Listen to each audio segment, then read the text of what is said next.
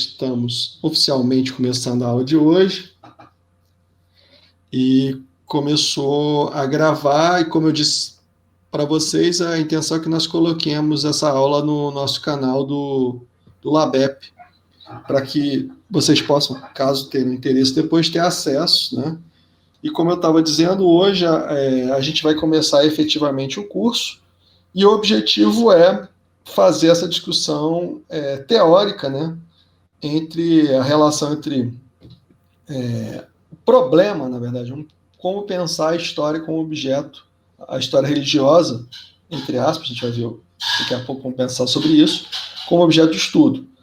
E embora nós tenhamos dito que não havia texto obrigatório, ou seja, ninguém aqui teria tido a obrigatoriedade de ler, eu enviei um texto do professor João Guilherme sobre essa discussão, e hoje nós teremos a oportunidade de debater com o autor. E, obviamente, no final, João, eu não consigo, eu vou te perturbar um pouquinho em relação a algumas colocações suas. Sem mais delongas, passemos a palavra ao meu grande amigo João Guilherme. Espero que ele tenha acertado a sua internet hoje. Eu vou desligar a minha câmera. Só uma coisa, qualquer... Não, deixa ela ligada, cara, porque ficar falando sem ter um rosto para ver é muito ruim, assim. Tá, beleza. Eu deixo ele ligado, sem problema. Mas só Acho para que falar com as pessoas... seu microfone não está funcionando. O meu microfone não está funcionando?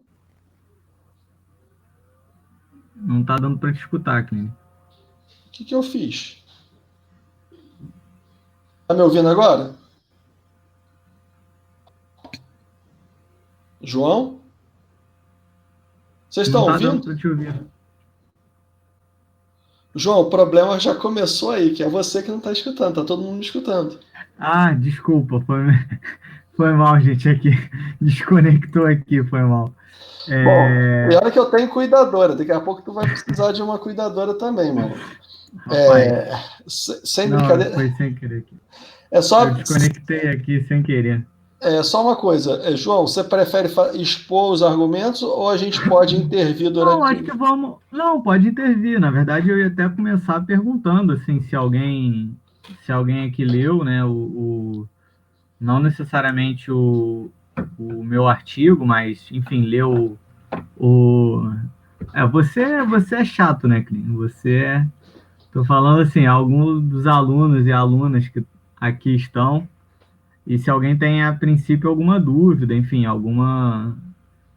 quer começar também fazendo alguma colocação a respeito do que achou da leitura, o que achou se já começaram a ler o Allan Corban, o que acharam, enfim. Queria começar escutando também um pouco vocês.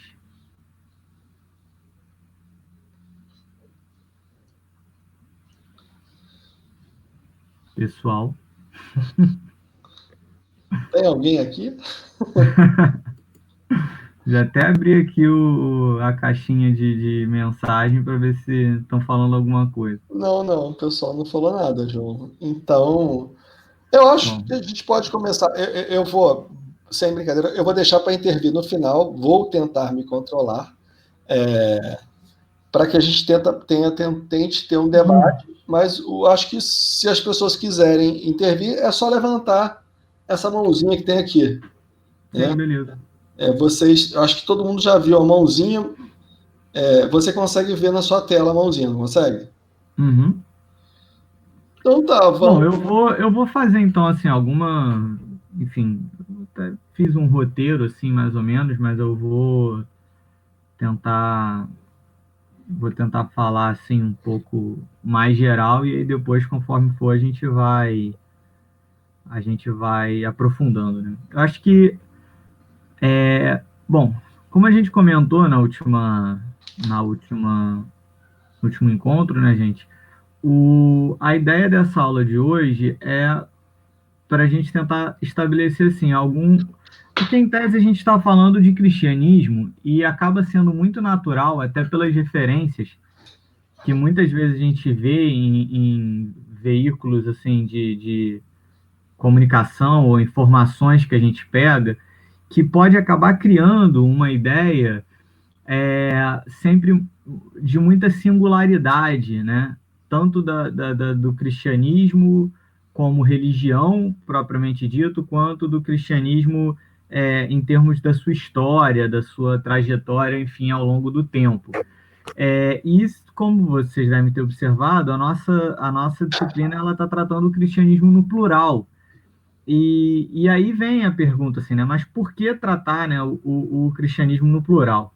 Né? Então, assim, hoje a gente quer tentar pensar um pouco o porquê disso, né? O porquê que a gente está tratando o cristianismo no plural.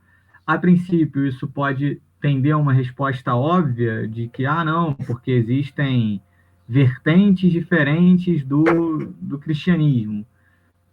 Sim, é verdade. Só que essa ideia, ela não é, vamos dizer assim, por si só óbvia. E é um pouco isso que a gente quer tentar pensar, né? Então, para a gente começar a conversar, é importante a gente entender o seguinte, que a ideia dessa história das religiões, ou até de uma própria história religiosa, ela tá lá, a gente tem que voltar para o século XIX, né? Porque vai ser no século XIX, principalmente, que você tem essa tentativa de definição das religiões, ou melhor, de definição da religião, do que é religião como um objeto de estudo acadêmico. Obviamente, a religião ela já vinha sendo, vamos dizer assim, estudada desde muito antes, né? O cristianismo, né? A história que se fazia, por exemplo, ao longo de toda a Idade Média, vai ser a história do cristianismo, vai ser uma história cristã, né? E o próprio Legoff, por exemplo, ele vai dizer com o impacto que o cristianismo ele traz na própria formação da nossa concepção ocidental de tempo, em razão do cristianismo ele envolver temporalidades distintas, ou seja, ao mesmo tempo que o cristianismo ele traz uma temporalidade cíclica, ele traz uma temporalidade linear, né? Porque ao mesmo tempo que a história no cristianismo ela é uma história cíclica, na medida em que todo ano a gente celebra de novo o nascimento de Jesus, o cristianismo ele também nos coloca para uma história linear que se encaminha para um final. Isso é para o fim dos tempos, né? Para o juízo final. Então, o Legoff ele vai, por exemplo, dizer que o cristianismo ele vai ter, sem dúvida nenhuma, uma contribuição muito importante para a nossa própria construção, da nossa noção de tempo e por aí vai. Mas a história das religiões, ou melhor, a religião como um objeto de estudo, ela está muito concentrada no século XIX.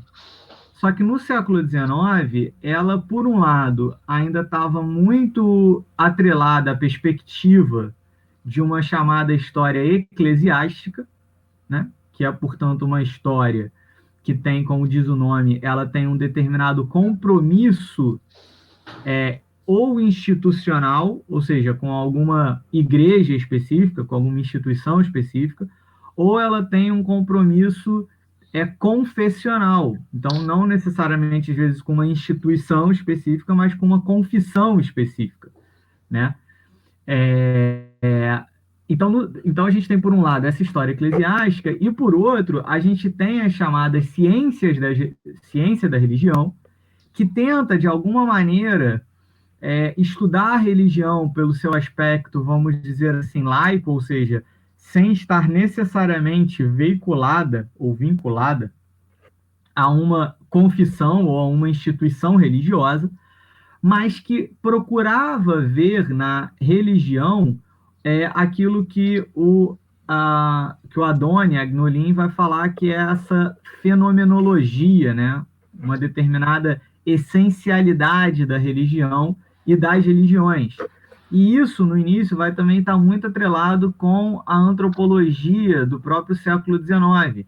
Né? Se a gente tentar pensar, por exemplo, o Durkheim, quando ele vai falar as formas elementares da vida religiosa, embora o Durkheim ele traga uma contribuição muito importante que é exatamente de tentar pensar, vamos dizer assim, a sociologia por trás da religião, ou seja, o comportamento social, a vida em sociedade, que o fato religioso, vamos dizer assim, motiva. O Durkheim ele está tentando pensar qual é a estrutura mínima da religião, né? O que fornece à religião a sua elementariedade, ou seja, aquilo que ela teria de mais essencial, né? E aqui a gente começa talvez a ter um problema, né? Que problema é esse, né? O problema de que essa, vamos dizer assim, tanto uma história eclesiástica, quanto essa ciência da religião, ela acaba tentando encontrar na religião essa essência, mas ela faz isso a partir dos seus referenciais. E aí entra uma discussão importante, que é a própria ideia de religião.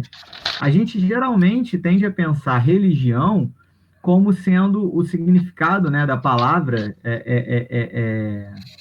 religião, como o religar, né, como o reconectar, né? Essa seria então essa coisa que nos reconecta a uma determinada divindade.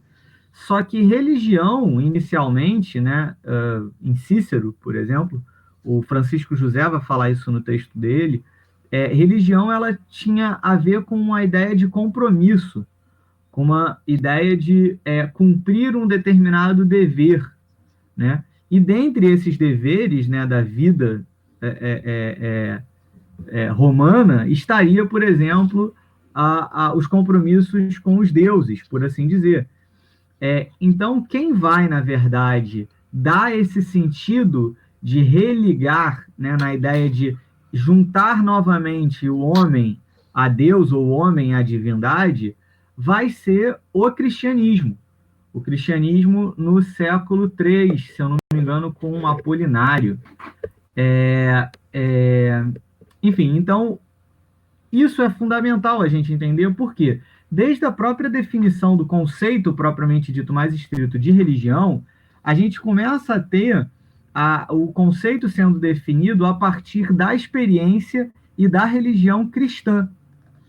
E isso vai, de alguma maneira, estar influenciando essas pesquisas e esses estudos do século XIX ao pensar a religião, né? Porque eles vão pensar a religião, as religiões no mundo, e aí a gente tem que entender que justamente o século XIX, sobretudo a sua segunda metade, né, você tem a intensificação do imperialismo, do colonialismo, né? Então, esses estudiosos, ao pensarem essas outras religiões, eles estão fazendo isso a partir desse conceito de religião que eles têm, que é um conceito primordialmente cristão. Então, não sei se vocês conseguem perceber, mas a partir daí a gente começa a delimitar e a desenhar o nosso problema, né? O problema de que, inicialmente, a religião, seja pela história eclesiástica, seja por essas ciências da religião, ela está tentando pensar a religião a partir dessa vamos dizer, de uma determinada essencialidade ou de algo que estaria intrínseco ao fenômeno religioso e que valeria para todas as religiões. E aí você tem uma série de problemas. Por quê? Uma das coisas que vai estar subjacente a esses estudos, ainda ali no século XIX, e em boa parte na transição, e boa parte do século XX também, a gente vai falar um pouco disso, é uma certa ideia de hierarquização. Por quê? Porque eles vão entender no cristianismo, embora muitos desses, no século XIX, a gente está falando aí já da ideia da ciência superando, né, a religião, enfim, a confessionalidade, essa separação mais presente, né, entre as esferas do Estado, né, o que seria a esfera pública, a esfera privada, e por aí vai, ou seja, a própria ideia do ateísmo no século XIX, ainda assim esses estudiosos eles vão olhar e vão enxergar no cristianismo é como a gente poderia dizer, o, a religião mais bem acabada, né? Ou até no cristianismo, uma verdadeira religião, enquanto que outros seriam, por exemplo, seitas, ou estariam no campo da superstição ou no campo da própria magia. Então, a magia seria, por exemplo, um estágio anterior à religião que o cristianismo representa. Então, de alguma forma, você tem também uma certa hierarquização do cristianismo, sendo colocado como a religião por excelência, a religião que atingiu os maiores níveis, por exemplo, de racionalidade, os maiores níveis de elaboração, os maiores níveis de institucionalização. Isso a gente, por exemplo, pode perceber num sociólogo muito importante, até no campo da religião, que é o Weber. Né? O Weber, por exemplo, quando ele está falando lá na Ética Protestante, o espírito do capitalismo, o Weber ele parte de uma suposta constatação de que a grande singularidade do Ocidente em relação a todo o resto, em relação a todas as outras civilizações, seria a chamada racionalização. Né? Então, aqui é importante a gente entender que racionalização não é que o Weber está dizendo que as outras civilizações não fizessem uso da razão, mas ele está querendo dizer que a racionalização seria um processo consciente de você utilizar a razão para pensar, enfim, a sociedade, a vida e a arte e o que mais for. Então ele vai dizer que no Ocidente você tem esse processo de racionalização mais bem acabado, tanto no âmbito da arte, quanto no âmbito do governo, quanto no âmbito da religião. Por isso ele está escrevendo a Ética Protestante e o Espírito do Capitalismo. Por quê? Para o Weber, a ética protestante ela seria exatamente esse último estágio religioso que prepara o mundo, ou melhor, que fornece as condições culturais, as condições ideológicas para o estabelecimento desse capitalismo racionalizado, já que para o Weber o capitalismo vai existir ao longo de toda a época e em todas as civilizações. E aí, para isso, o que o Weber diz? O Weber ele fala do chamado desencantamento do mundo, que seria exatamente isso. O desencantamento do mundo para o Weber, ele é um processo muito antigo, que teria tido início lá com o judaísmo, né? E é exatamente esse processo de desmagicização do mundo, ou seja, seria um processo em que a magia ela começa a ser cada vez mais substituída pela religião. Então, o Antônio Pierucci ele dá um exemplo que eu acho bem didático para a gente entender o que o Weber está falando como desencantamento do mundo. É aquela ideia de que antes do judaísmo, uma árvore ela não era somente uma árvore. Uma árvore ela poderia ter algum entrelaçamento místico, ela poderia ter algum entrelaçamento transcendental, com o sagrado, com a magia. E com o judaísmo, uma árvore passa a se tornar uma árvore. A árvore ela se torna criatura de Deus. Né? A árvore ela se torna criatura de Deus. Portanto, a árvore pertence, a partir do judaísmo, a árvore pertence ao mundo natural e não mais ao mundo transcendental. E o protestantismo, para o Weber, seria exatamente o último estágio desse processo de desencantamento do mundo. Através do quê? Através do que o Weber chama de ascetismo intramundano. Ou seja, é aquela ideia de que no catolicismo, sobretudo com os monges, você tem um ascetismo, né? Essa ideia de vida ascética, ou seja, você sair do mundo, você ir para dentro do mosteiro, porque lá você consegue se espiritualizar, lá você consegue se conectar com, vamos dizer assim, com a divindade, com Deus. E o Weber vai dizer que no protestantismo a gente tem exatamente o ascetismo intramundano. É aquela ideia de que você não precisa sair do mundo para estar conectado a Deus, mas é dentro do mundo, dentro da atuação no mundo, que você se conecta. Eu estou dando esse exemplo do Weber porque eu acho que ele é bastante ilustrativo do que eu falei anteriormente. Em que sentido? No sentido de que, para o Weber, a religião ela substitui a magia e o cristianismo é exatamente esse auge, vamos dizer assim, esse ápice da religião em todo o mundo, o ápice da racionalização. E isso vai estar muito presente tanto na história eclesiástica, por outros meios, né, pelo meio da confissão, da ideia. Na história eclesiástica, você vai ter a ideia de uma verdade revelada àquela confissão, quanto também na ciência da religião ou na sociologia religiosa, por exemplo, o caso do Weber ou o caso do Durkheim. Então, isso cria essa ideia dessa hierarquização, né? E dessa ideia de que o cristianismo ele seria talvez a religião por excelência, ele seria essa religião mais bem acabada.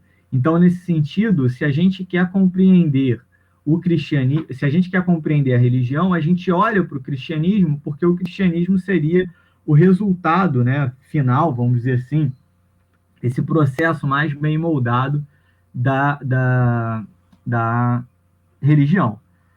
Qual o problema? O problema é que sobretudo, o avanço da antropologia, né, e a ideia e essa descoberta, vamos dizer assim, do outro, né, o estudo da alteridade, o estudo do outro, o estudo de outras culturas, você começa a perceber que essa hierarquização que se estabelece, ela é ela é extremamente aquilo que a gente chama de etnocêntrica. Ela parte de uma ideia valorativa de que a cultura ocidental, de que a cultura europeia, a cultura branca, heterossexual e por aí vai, ela é uma cultura superior às demais culturas, né? Enfim, eu acho que a crítica a esse tipo de visão etnocêntrica, etc., eu acho que vocês já estão cansados de ver ao longo do curso, da faculdade. Se alguém tiver alguma dúvida em relação a isso, eu posso falar mais. Mas o fato é que essa crítica, esse comportamento, vamos dizer assim, etnocêntrico, qual é o grande problema dele? O grande problema dele é que ele afeta a análise que a gente faz a respeito do nosso objeto. O nosso objeto ele acaba, de certa maneira, ficando viciado por uma série de problemas de ordem teórica, de ordem metodológica e por aí vai. Então, a história, de uma maneira geral, ela começa a romper com isso e tentar pensar, né, a história, enfim, as sociedades desconectadas dessa perspectiva demasiadamente etnocêntrica. O problema é que dentro das religiões, ou dentro do estudo da religião, isso continua, de certa forma, a ser mantido, né? Na medida em que o cristianismo ele continuava sendo entendido como essa, de novo, como eu falei, como essa religião, talvez, por... Vocês estão conseguindo me ouvir? Deu uma travada agora, João. Quando você estava É. falando da parte da história, vista do ponto de vista etnocêntrico, essas coisas, aí travou, eu achei que você tivesse caído. Uhum. Se você puder voltar um pouquinho. Tá, vocês estão conseguindo me ouvir agora? Porque tá dizendo aqui que minha conexão tá fraca. Eu estou conseguindo ouvir, embora a imagem da sua câmera esteja bem ruim, mas isso aí é o de menos. Mas eu estou conseguindo ouvir sim. Tá. Deixa eu só botar aqui o computador para carregar. Eu esqueci. Só um segundo, gente.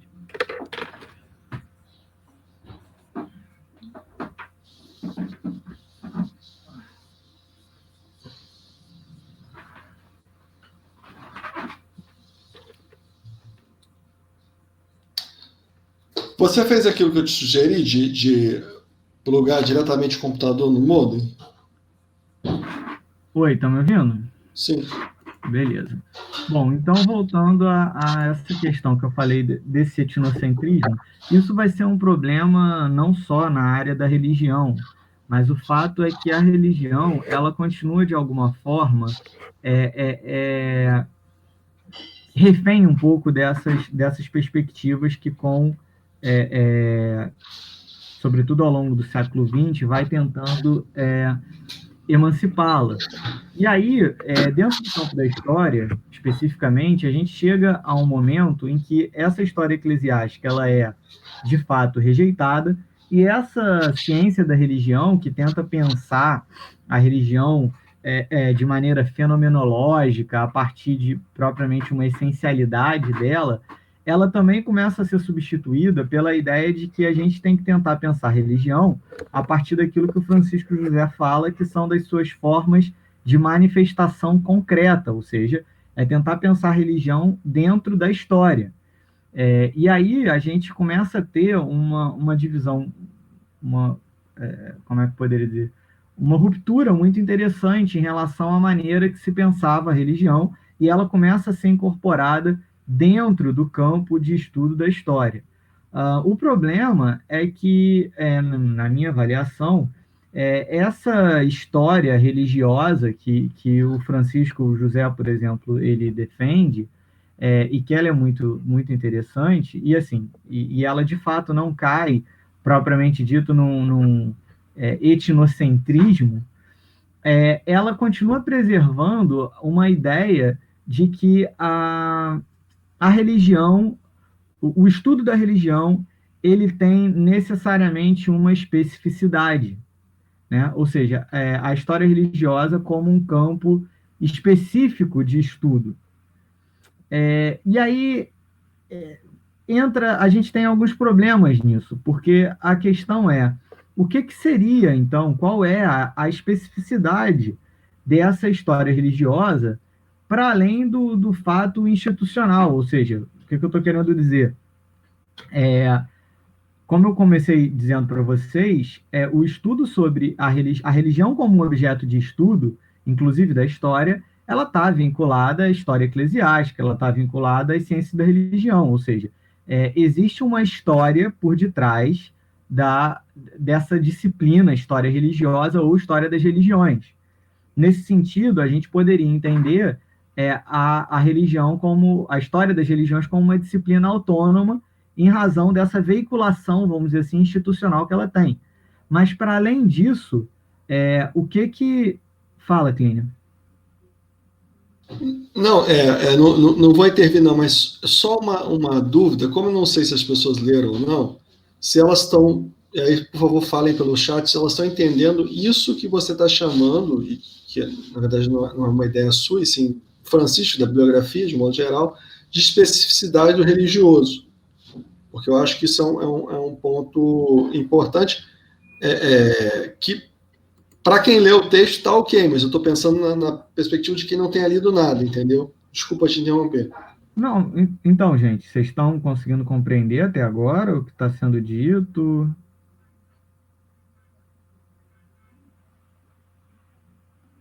Uma pessoa se manifestou. 2, 3, 4. Bom, então tá, vou acreditar em vocês, tá? Vou continuar aqui. Essa ideia, então, da especificidade do religioso é que seria mais ou menos tentar entender o seguinte: ao falar da religião, a gente estaria falando de algo que tem uma especificidade própria, algo que teria uma determinada singularidade que não daria para a gente, por exemplo, diluir ela em uma outra, em algo mais amplo, porque como seria o caso da história cultural, que eu daqui a pouco vou entrar nisso. É como se a religião ela tem, por exemplo, uma especificidade. Por exemplo, para a teologia, a religião ela tem uma especificidade. Qual é a especificidade? A especificidade da teologia é Deus, né? É a ideia de que da teologia, um determinado ramo da teologia, vamos pensar que uma teologia mais conservadora.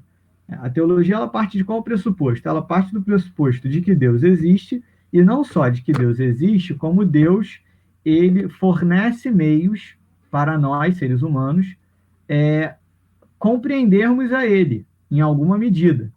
Que não seja numa medida completa, numa medida plena, mas em alguma medida a gente consegue compreender Deus. Então, por isso existe a teologia. A teologia é exatamente esse esforço de tentar compreender quem é Deus, qual o seu desejo, enfim. Seria essa racionalização a respeito do ser de Deus e da atuação de Deus no mundo. Para a teologia, portanto, existe uma especificidade. A ideia é de que Deus existe. Então, se Deus existe, existe uma maneira específica de você tentar compreendê-lo. A grande questão é que, com o avanço, né, do conhecimento acadêmico, sobretudo pós-iluminismo, a ideia de Deus, independente de se acreditar nela ou não, ela não é uma ideia propriamente verificável, demonstrável, que parte do pressuposto das ciências.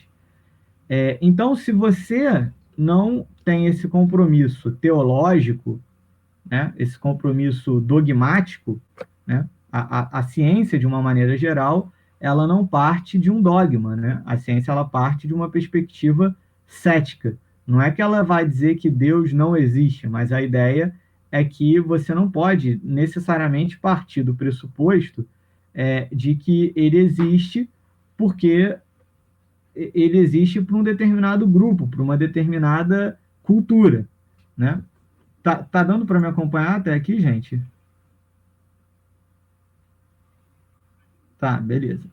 Bom, então essa ideia da especificidade seria isso, ou seja, existe alguma coisa dentro da religião que faz dela algo específico, que faz dela algo que não daria para ser estudado ou compreendido fora de determinados termos teóricos e metodológicos que uma determinada disciplina tem para fornecer.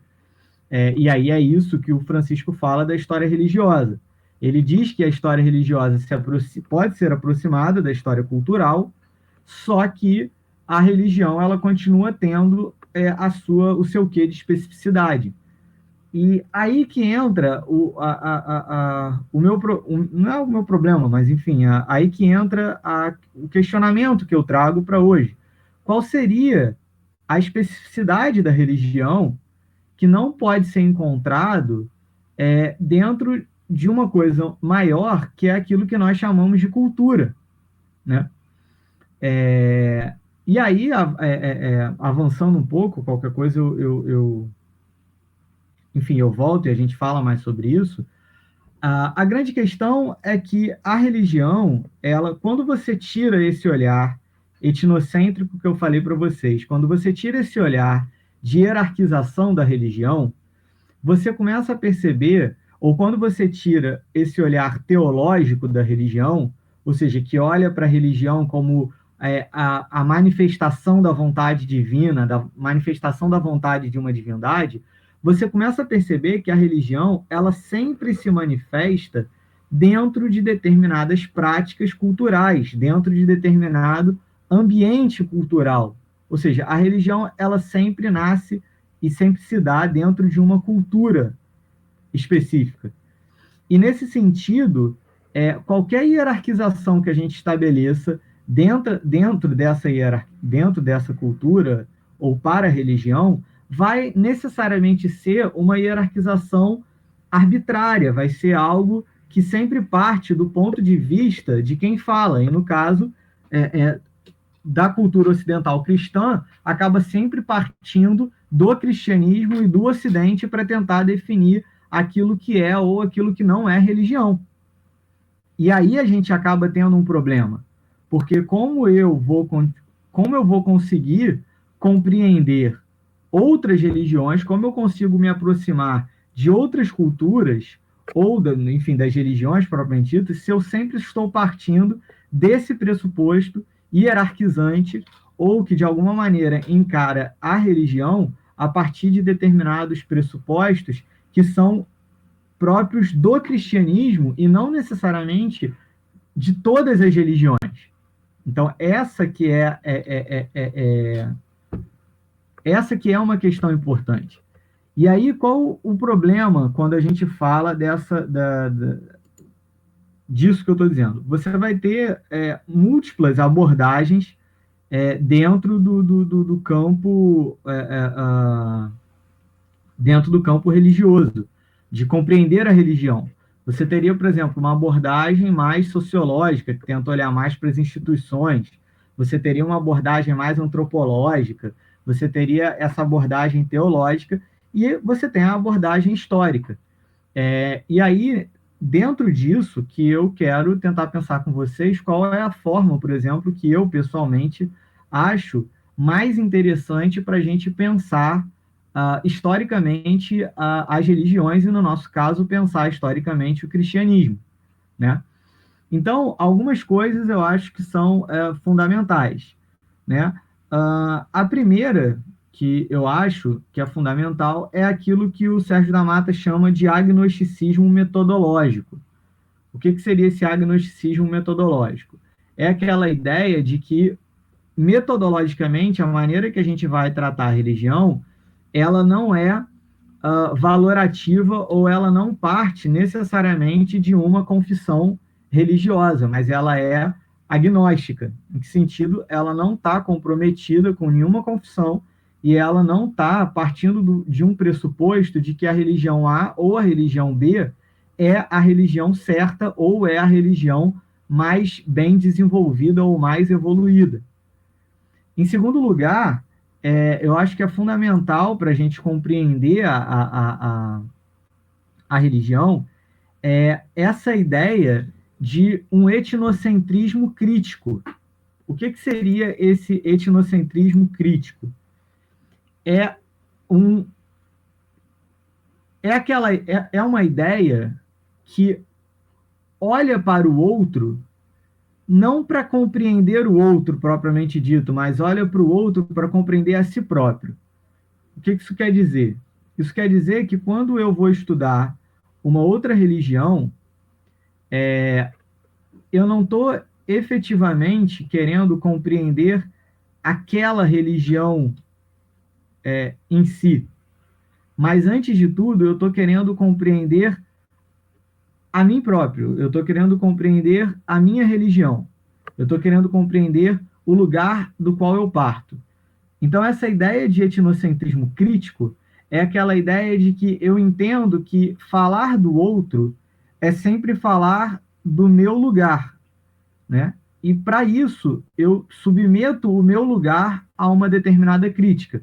Então, eu entendo que muito do que eu estou construindo como sendo religioso parte de uma perspectiva cristã, parte de uma perspectiva alicerçada muitas vezes no referencial da teologia, no referencial de dogmas, no referencial de uma institucionalização, de uma liturgia, enfim, de uma série de coisas que são muito próprias do universo ao qual eu estou falando.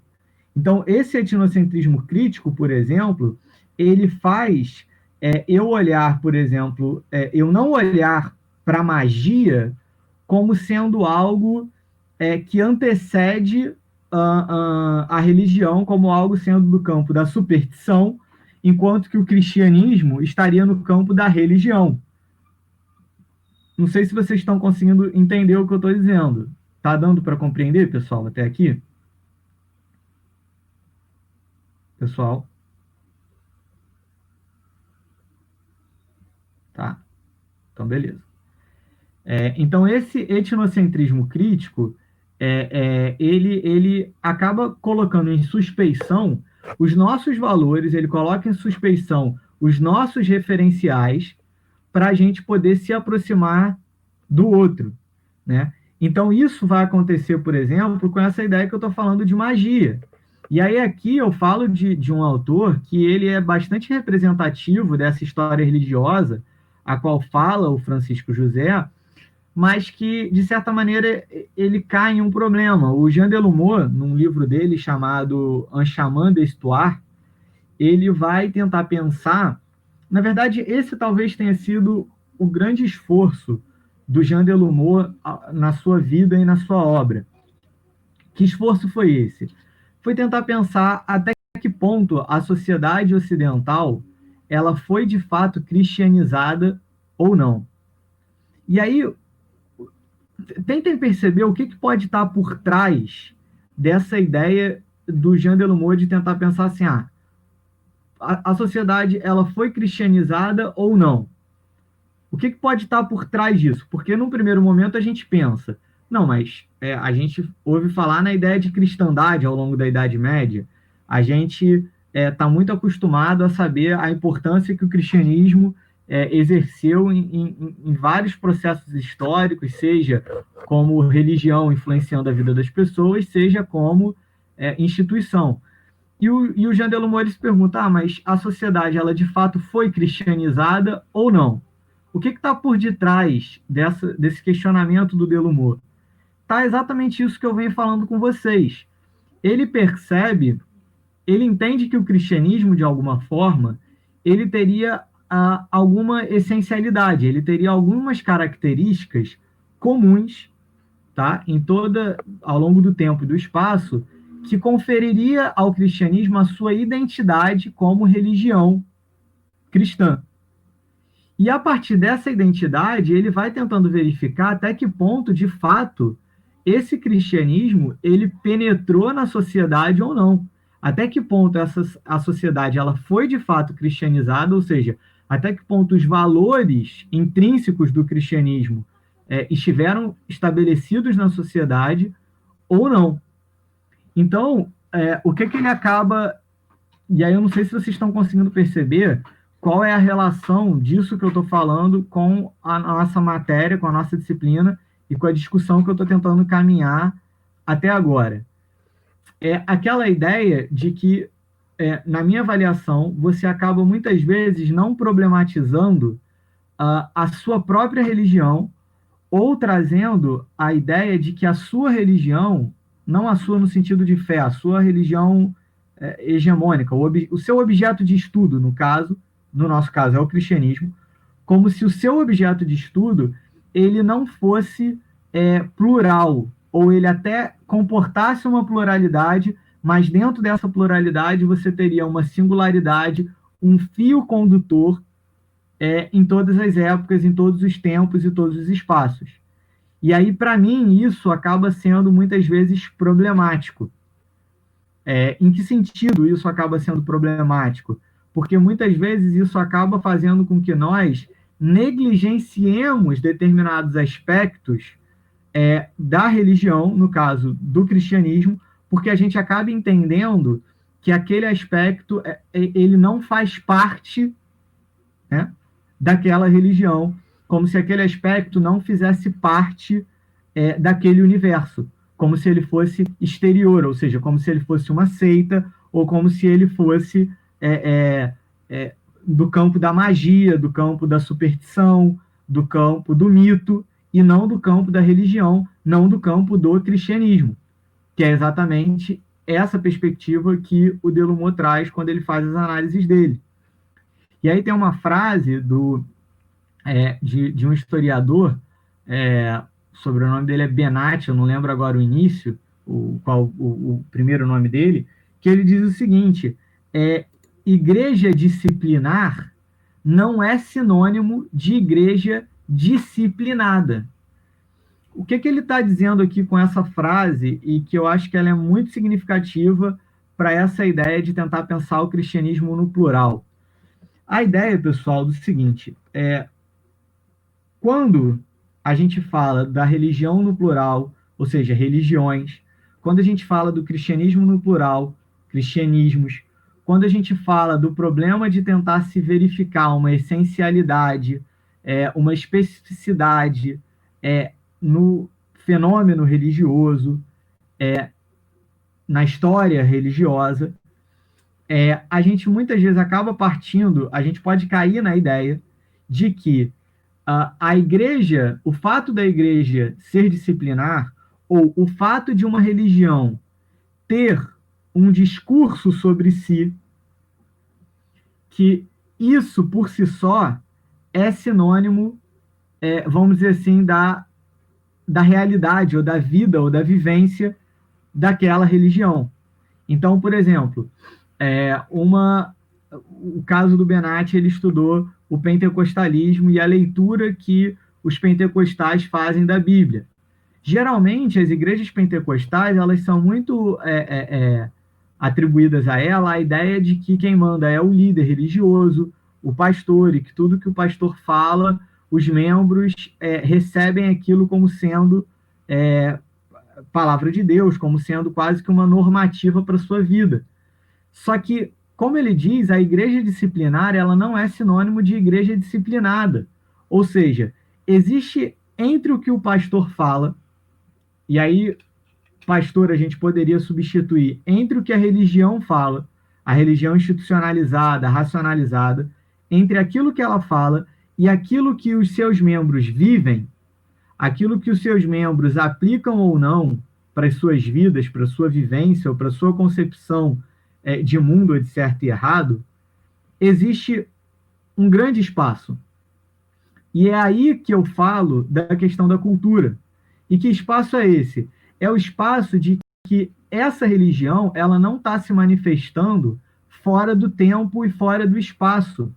E as pessoas que convivem dentro dessa religião e que professam essa religião, elas também estão submetidas a determinadas influências que escapam à influência estrita do discurso religioso ou estrita da religião.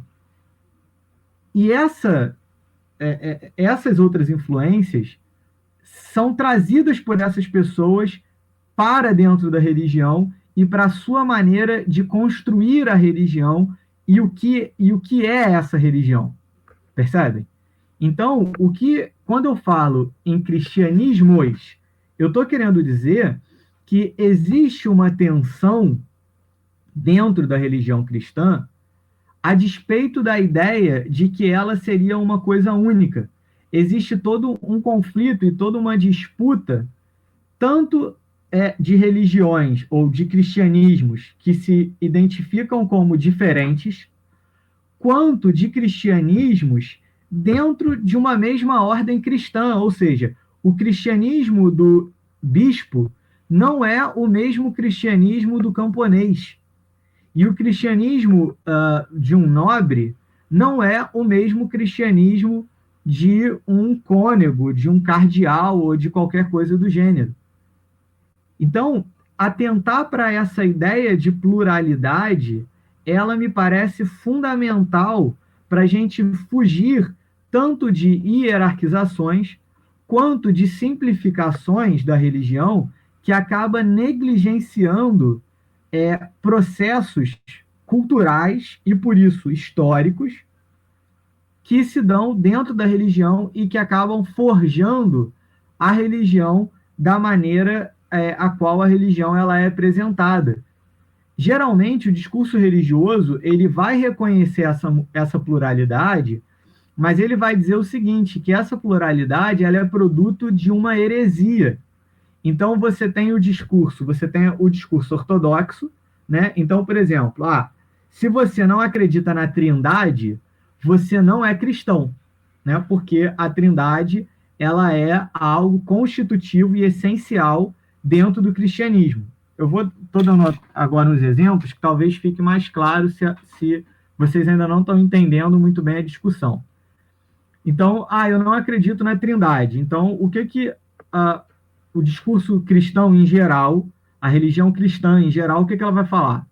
Se você não acredita na Trindade, você, portanto, não é cristão. Exatamente, Letícia, exatamente. Então, vamos lá. Você não acredita na Trindade. Então você não é cristão. Por quê? Porque o cristianismo ele é fundado na ideia de que existe Trindade. Ora, mas a ideia de Trindade, ela, vamos supor que a ideia de Trindade, suponhamos que ela estivesse na própria Bíblia claramente, né, dizendo assim, vamos supor que lá nos evangelhos Jesus tivesse falado que a Trindade existe e que a Trindade é do jeito que foi elaborado pela teologia. Pois bem, só que tem um problema. O problema é que, só um segundo, Clínio, o problema é que isso que Jesus supostamente teria falado não é um vídeo de Jesus falando, né? É, na verdade, um escrito de alguém que está dizendo que foi as palavras de Jesus. Esse já é um ponto. O segundo ponto é que essa ideia do que eu estou falando Sim, exatamente. Essa ideia que eu estou falando da Trindade, ela não só não está claramente na Bíblia, como ela vai aparecer posteriormente dentro de um debate que existia entre aquilo que vai acabar sendo colocado como o cristianismo ortodoxo e aquilo que acaba sendo encarado como uma heresia. E o que eu estou querendo chamar a atenção aqui para vocês? Na verdade, tanto a ortodoxia quanto o que se chama de heresia, eles são produtos de um tempo, e tempo esse que está dentro de uma cultura. E eles estão sofrendo essas influências.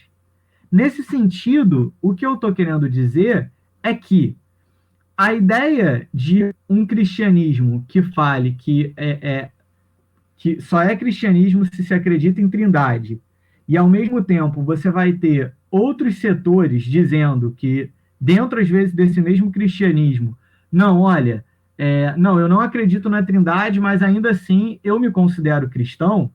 Isso não pode ser visto sobre o prisma da heresia, no sentido de que isso é um erro ou um desvio ou um não cristianismo.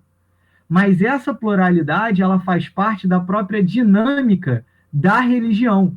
A religião, ela está necessariamente subordinada a essa pluralidade que vai se manifestar dentro da sociedade através disso que eu estou falando, que é a cultura, né? Que perpassa todas as manifestações culturais, né, dentro de uma sociedade, e a religião, ela é mais uma dessas manifestações. Por causa disso que eu estou querendo dizer. Tá dando para ficar claro mais ou menos até aqui, gente? Coloca os comentários aí. Estão conseguindo entender? Estão me ouvindo? Ah, tá. Estão conseguindo compreender? Tá. Clínio, eu acho que você... Então, Letícia, é um pouco isso que eu estou querendo defender, mas eu ainda preciso explicar um pouco melhor. Clínio, você tem uma pergunta, diga. Não, na verdade, era uma provocação, mas eu vou fazer depois. Não, sério, é porque no fundo, enfim, volta a falar depois, eu prefiro falar depois. Tá. Bom, então a Letícia está perguntando assim, a religião seria então mais uma manifestação da cultura? Eu diria que sim, Letícia, mas só que existem ressalvas, que é o que eu pretendo fazer agora. Em que sentido? Na ideia, qual é o problema da gente, então, admitir, então a religião ela é mais uma manifestação da cultura? Sim, só que isso acaba trazendo um problema de análise, que o Benatti também vai falar, que é o seguinte: então tá, se tudo é cultura, o que é cultura, né? Então ele vai dizer que o problema de colocar a religião apenas dentro da cultura, sem as devidas ressalvas e pontuar algumas questões, o problema seria de você acabar caindo num todo cultural indistinto, como se tudo fosse como se tudo fosse cultura. Então tá, tudo é cultura, e aí, o que é cultura também? E é por isso que eu particularmente compreendo a cultura a partir do que o Goethe fala, ou seja, a cultura como algo interpretável. Então, para a gente compreender o que é a cultura ela precisa ser sempre interpretada. E concordo com o Benatti quando ele vai dizer que a religião, a história das religiões, ela estaria dentro da história cultural, mas numa história cultural das religiões. O que ele quer dizer com isso? E é um pouco isso que eu falo também nesse artigo que eu passei para vocês. Embora a gente não possa falar, eu não acredito que se possa falar da religião por uma perspectiva ontológica, né, ou fenomenológica, que eu expliquei aqui para vocês, ou seja, como se a religião ela tivesse essa especificidade intrínseca a si, né, a religião ela acaba tendo uma especificidade, vamos dizer assim, narrativa. O que isso significa dizer? Que muitas vezes, para a gente compreender as diferentes religiões, nós precisamos entender a narrativa que a religião elabora sobre si própria. E a partir do momento que ela elabora essa narrativa, ela constrói a realidade a partir dessa narrativa que estava sendo feita. Então, nesse sentido, eu entendo a religião como tendo alguma especificidade quando eu penso ela não pelo seu aspecto ontológico, religioso, ou pelo seu aspecto, como eu falo no artigo, porque a religião ela tem alguma autonomia como campo de conhecimento, ou porque ela tem alguma especificidade na sua característica própria, mas sim do ponto de vista de que todo discurso religioso ele cria sobre si uma narrativa, e essa narrativa ela vai sendo adaptada e construída e readaptada de acordo com os atores e agentes envolvidos dentro daquela religião. Então, você tem uma narrativa que é construída da religião do ponto de vista dogmático, mas você também vai ter essa narrativa sendo o tempo todo construída a partir do ponto de vista das pessoas que compõem aquela religião e também das pessoas que partem, às vezes, da narrativa dogmática, mas tentam, de alguma maneira, subverter essa narrativa. E tudo isso, e é esse o meu ponto, tudo isso tem que ser visto e tem que ser compreendido como fazendo parte de uma dinâmica própria da religião, porque é uma dinâmica própria das práticas culturais, vamos dizer assim, humanas, né? Então, assim, não sei se ficou bem claro o que eu estou querendo dizer e como que isso se aplica ao nosso curso. Mas quando eu falo desses cristianismos através do século, é justamente para a gente reconhecer essa pluralidade de ideias que existe dentro, não só de ideias, mas essa pluralidade. Exatamente, Ana, exatamente. Eu entendo que perfeito. O cristianismo ele é construído não a partir, e aí vocês observem que eu falei aqui no singular, mas na verdade sim. O cristianismo ele não é construído a partir de um discurso oficial ou necessariamente de um dogma, mas tanto o dogma quanto o discurso oficial é mais uma parte dentro desse cristianismo que, na verdade, sempre foi plural. E é isso que eu estou. É essa perspectiva para a disciplina, e é isso que eu estou tentando trazer um pouco para vocês de como eu acho que é a forma mais adequada para a gente pensar qualquer religião. Percebem?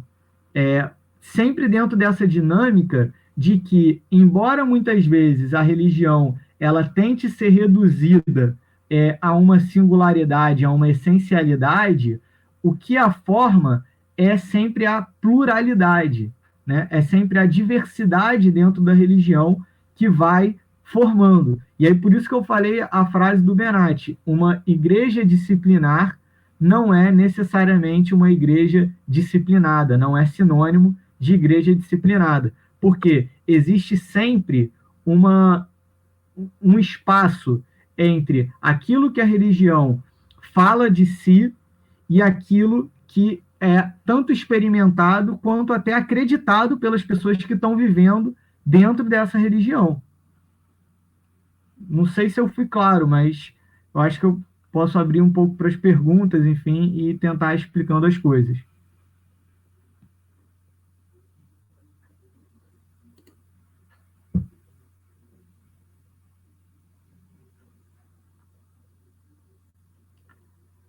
Clínio, fala que aí depois eu tento responder a pergunta da Letícia. Você não quer começar pela pergunta? Deixa eu ver qual foi a pergunta dela, que eu tô. Bom, na verdade, João, é claro, embora eu brinque com você, eu vou fazer um pouco o papel do advogado de diabo, e aí vou trazer algumas questões que não necessariamente têm como objetivo, digamos assim, refutar o que você está falando, mas na verdade trazer questões para debater, até porque, assim, é um tema que a gente pode passar a vida inteira estudando, acho que a gente não vai resolver essas questões, mas para tentar enriquecer o debate e fazer com que as pessoas que estão aqui, que têm algum interesse de trabalhar com religião ou cristianismo, no plural, e isso eu concordo em absoluto com você, possam pensar também nessa discussão teórica e metodológica, ou seja, porque, de certa forma, essa discussão teórica e metodológica que a gente tem, ela acaba sendo uma referência para que quando a gente trabalha